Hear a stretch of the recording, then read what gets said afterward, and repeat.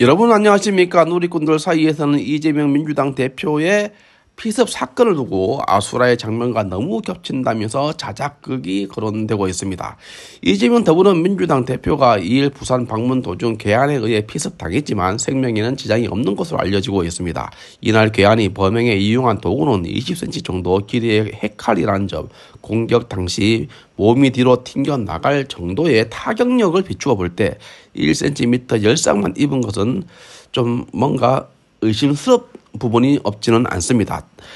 누리꾼들은 과격한 공격에도 과거 박근혜 한나라당 대표와 마크 리포트 당시 주한 미국 대사가 피격당한 상처보다는 경미하다는 점을 지적하면서 당대표 사퇴 압박 속에서 이재명의 자작극일 가능성이 높다는 것이 바로 그것입니다.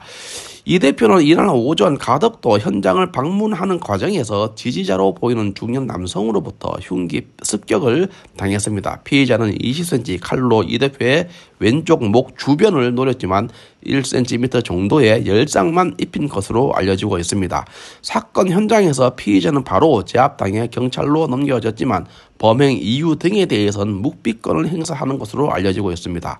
다만 과거 정치인들을 겨냥한 사건들과 비슷하면서도 다른 측면이 있다는 지적이 나오고 있습니다. 2006년 지방선거 직전에 발생했던 박근혜 당시 한나라당 대표 피습 사건의 경우 서울 신촌 현대백화점 앞에서 박근혜 대표가 오세훈 시장 서울시장 후보 지원 연설을 위해 연단으로 오르다가 10cm가량의 커터칼에 귀 아래부터 얼굴 우측 턱 바로 윗부분까지 11cm 정도가 찢어지는 상해를 입었습니다. 2015년 5월 마크 리포트 주한 미국 대사도 박 전 대통령과 비슷한 공격을 당했습니다. 당시 리포트 대사는 세종문화회관에서 열린 조찬 행사 도중에 괴한이 휘두른 흉기에 경동맥 근처까지 상처가 이어지면서 생명에 직접적인 위협을 받았습니다. 리포트 대사는 당시 경동맥 주변까지 길이 11cm, 깊이 3cm에 이르는 깊은 상처가 난 것으로 알려지고 있습니다. 누리꾼들도 이재명 피습 사건의 전말에 대해 여러 가지 가능성을 내놓고 있습니다. 수사를 철저히 해서 배후 세력을 발본 세곤해야 한다는 목소리와 아수라의 한 장면처럼 자작극일 가능성이 농후하다는 주장들을 내놓고 있습니다.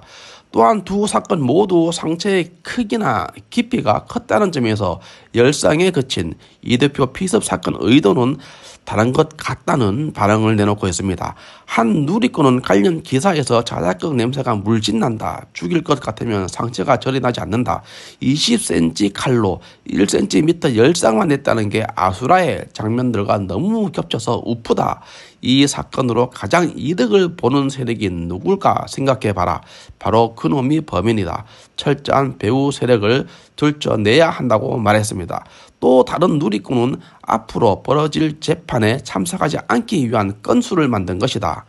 문재인 전 대통령과 이낙연 전 총리를 향해 꼼수를 부리고 있다. 비명계가 사퇴 압박하고 나서자 이제는 대놓고 국민을 속이려 들고 있다.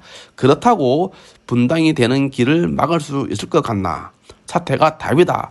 라는 의견도 있었습니다.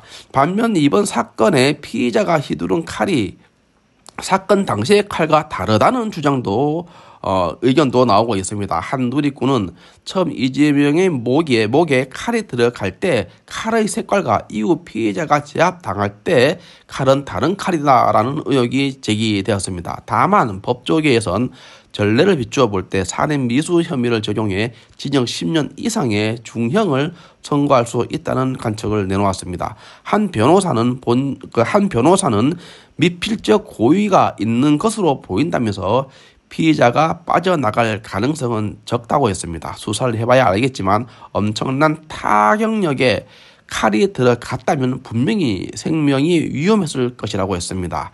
따라서 살인미수 혐의 적용 가능성이 높아 보인다고 말했습니다. 박인성 TV였습니다. 감사합니다.